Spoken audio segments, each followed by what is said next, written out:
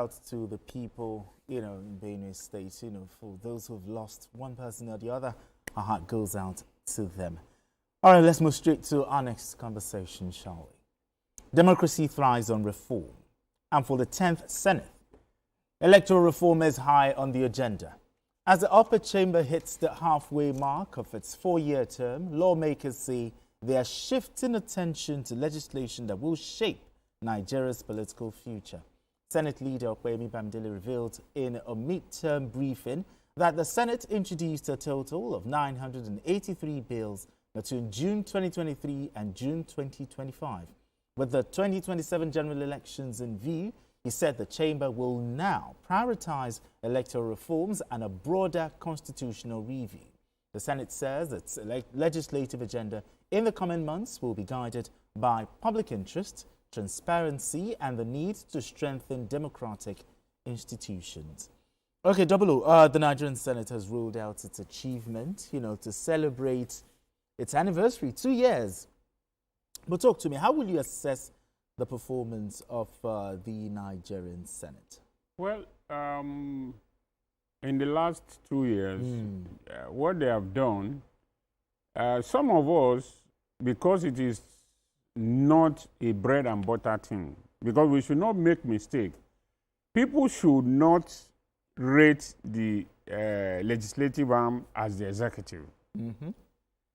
Their own, if they have not deviated from what they are supposed to do, their own is to make laws and to serve as a check and balances for the executive and the judiciary. That laws that have been made that have not implemented or not well implemented. But for me, I think the Senate, what they should concentrate on is this issue of electoral reform that they have been talking about. We have always been talking about electoral reform yes. Since 1999.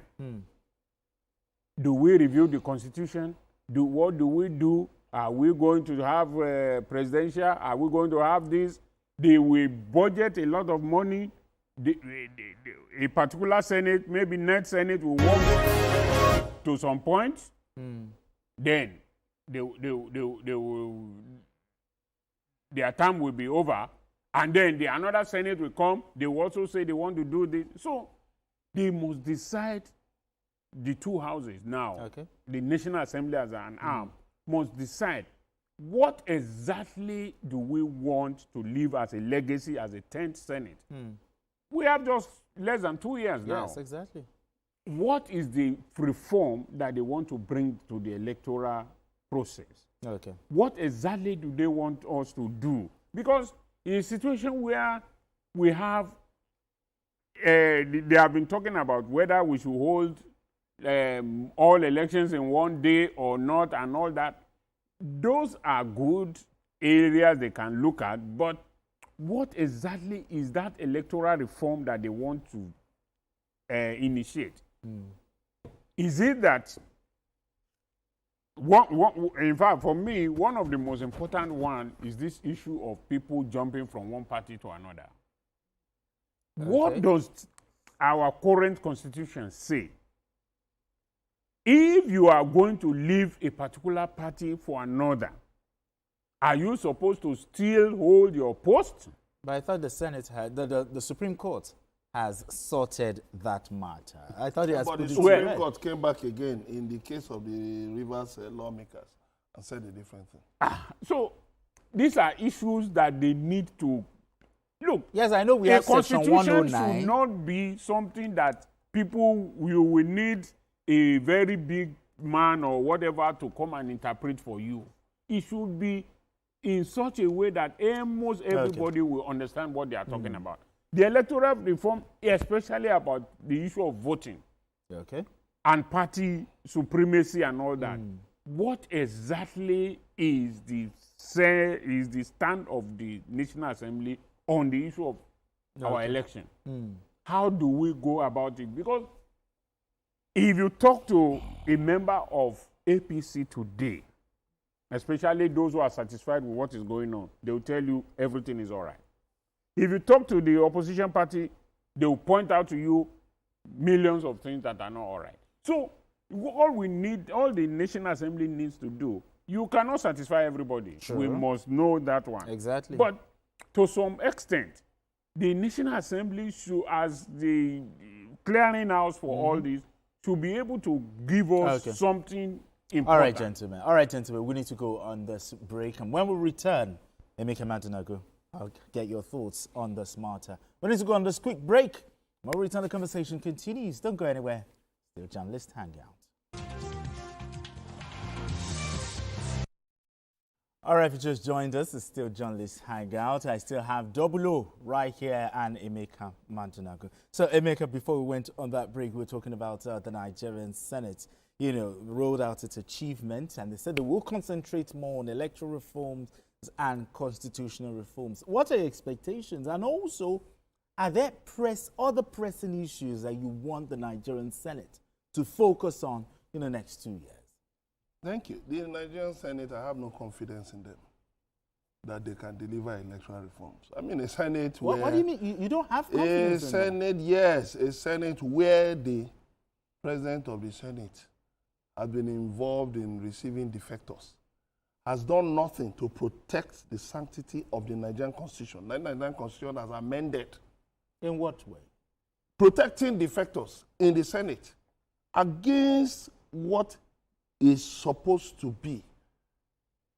Should we tolerate defections? The answer is no. So, what does the Constitution have to say about it? Because I don't know what you mean by protecting. It's not as if I'm supporting. No. Okay, let's go back to what he said in 2016. Okay. That the nation should not tolerate political rascality. Remember when PDP senators staged a walkout? Yeah. Because of the impending defection of a senator from PDP to APC. Yeah. So what has changed since then? That's the question. What has changed since then? So a Senate that I have confidence in must stand rigidly on the rule of law, must uphold the rule of law, irrespective of partisanship, irrespective of your partisan leaning. That is one. Two, we have had a Senate that, we've talked more about constituency projects than the real impact on bills, making and passage of bills. How many of these bills have actually been for the purpose of rescuing the economy from the situation we find ourselves right now? If you remember, in October 2023, President Bola Tinubu talked about a stimulus bill, a stimulus plan to save businesses. Yeah. Okay, nano businesses. The National Assembly, I thought the National Assembly were taking the initiative. It's okay, Mr. President, let's look for ways, by which we can bring up a stimulus plan to rescue both the big and the small ones and to prevent industries from collapsing. Okay. But have we seen that? The answer is no. And then you talk about electoral reforms. How do we proceed in terms of electoral reforms? Yeah, they said. How do we proceed? They've made promises. But you see, with what we've seen here and there, the different judicial pronouncements. One made in April 2015, about Johnson Abegunde of the Labour, who moved from Labour Party to APC. Then another pronouncement again from Supreme Court concerning the 27 lawmakers that defected in Rivers State. Then where do we stand?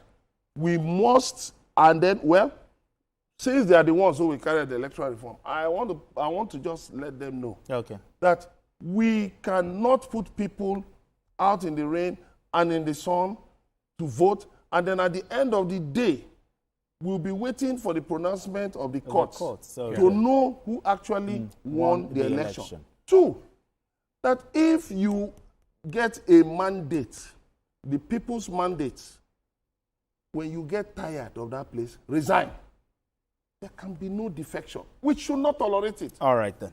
And then again, the beavers, the IREF, the PVCs, These things must be put in the constitution, not just the electoral law. Okay, in the constitution. In the constitution, yes, these things must be put in the constitution. And then other necessary constitutional amendments that have to do with electoral reforms. The role of the judiciary, the role of the security agencies, the role of INEC, and then sanctions for electoral officers, whether full-time or ad hoc, or even resident electoral commissioners. Proper sanctions. It is noteworthy that the judiciary has jailed some electoral officers, but more people should be sent to jail, so that it should, in fact, it should be almost a capital offense for you to subvert the democratic process in Nigeria.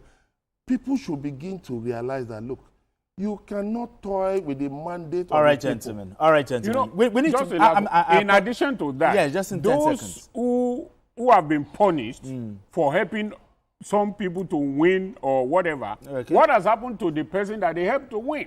All right, then. You know? Okay, then. All right, gentlemen. Beautiful